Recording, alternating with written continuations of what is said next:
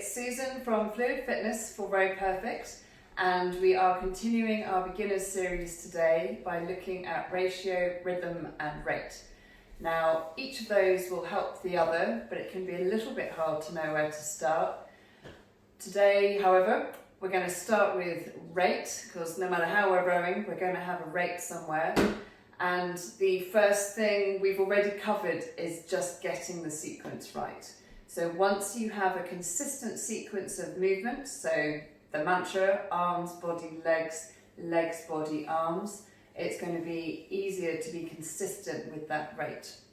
So the rate on a concept 2 is in the top right hand corner, SPM, strokes per minute, which is the same for rate. And it can be a little challenging when you're starting to be consistent with it. As we know, or we know now, there is so much to think about with the rowing stroke.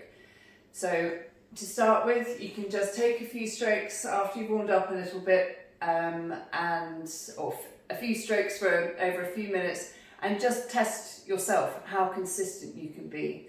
I would always recommend starting to focus on rate at a low rate, so you've got plenty of processing time. You're already thinking about your posture, sequence of movement, and then you're wanting to be thinking about applying that in a regular, consistent way. So once you start doing that for a few minutes, you'll then hopefully start to establish a rhythm. And any rhythm is going to be helpful, but we want to get the correct rhythm, and that will be related to ratio. So I'll start demonstrating. And the correct ratio and rhythm is what makes rowing look so effortless. So if you look at an experienced, or just not even a massively experienced rower, just someone who's rowed for a little while, you will see that they make it look easy, even though you know that they're working hard on the power phase and on their timing to keep it smooth and fluid.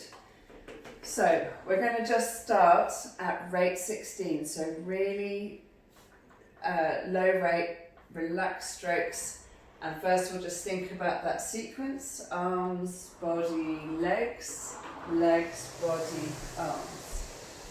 So I would definitely say better to start off a bit robotic to make sure you're getting that separation: arms, body, legs, legs, body, arms. And trying to get into a high rate and getting into a tangle and seeing everything come forward and back at the same time.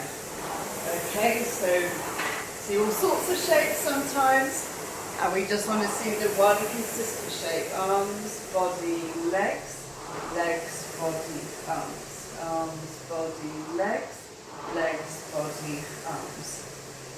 Okay, so by breaking that down, and you can stop and start and to restart that sequence as often as you need and make sure you've got it right.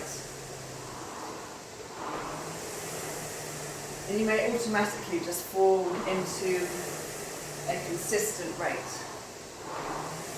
Okay, so I'm rowing here fairly light pressure at rate 16. Okay, plenty of time, so thinking arms, body, legs, legs, body, arms. Okay, so that's all good and well at light pressure, where we really are just thinking about sequence rather than power. But then we want to try and keep that sequence as we increase the power and maintain the rate. And the way we do that is by thinking about the acceleration of the drive and the deceleration of the recovery. So very roughly speaking, there is a 2-to-1 ratio. So having a count of 1 on the drive and 2 on the recovery.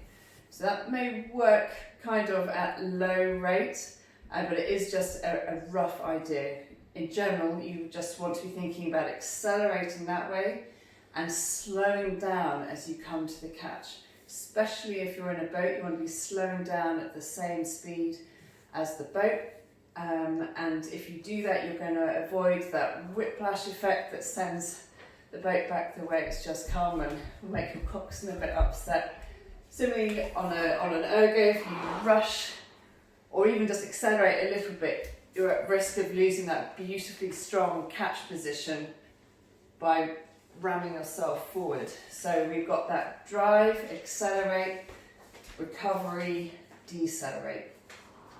So I'm going to start off demonstrating keeping it at rate 16, and we're going to gradually build power whilst keeping the rate at 16.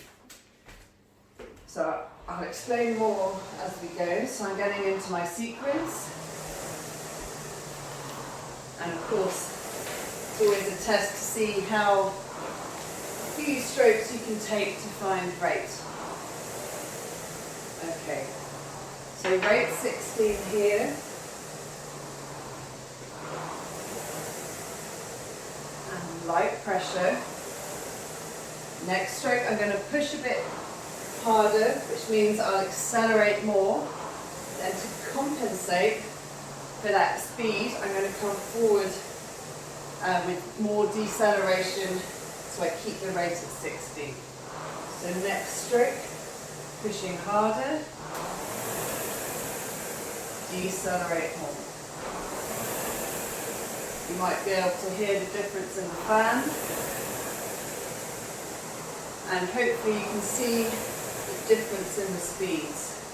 So more acceleration, more deceleration.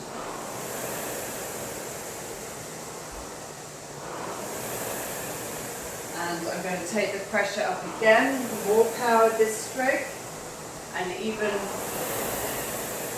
more deceleration coming forward. Might even look like I'm going in slow motion.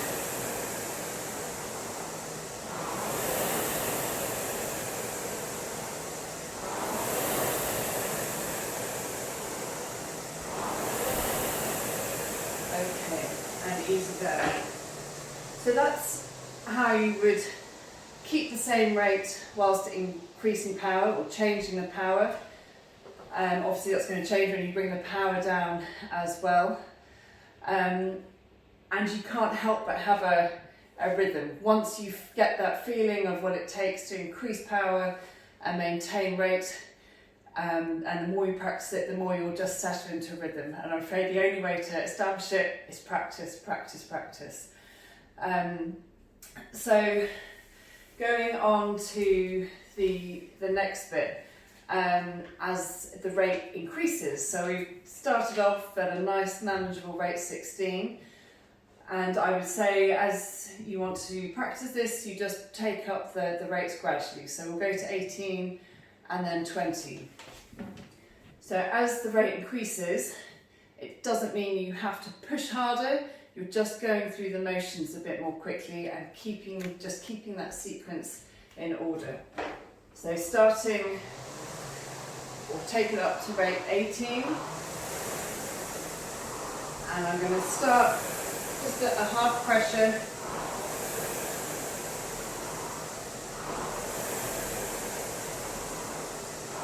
So drive, relax. And taking it to 20, this one, pushing through the motions a little more quickly. I'm not pushing any harder. Hold the knees down, body over. And every time I recover, I'm relaxing. I'm taking the weight off my feet and gliding forward. So there's no rush. I'm not pulling myself forward with the foot straps. And I'm up to 21 there. And taking up to 22. So you can see it's harder to maybe see the ratio, but you should be feeling that same effort on the drive, release, or relaxation on the recovery. I'm taking it up to 24. So put your hands away.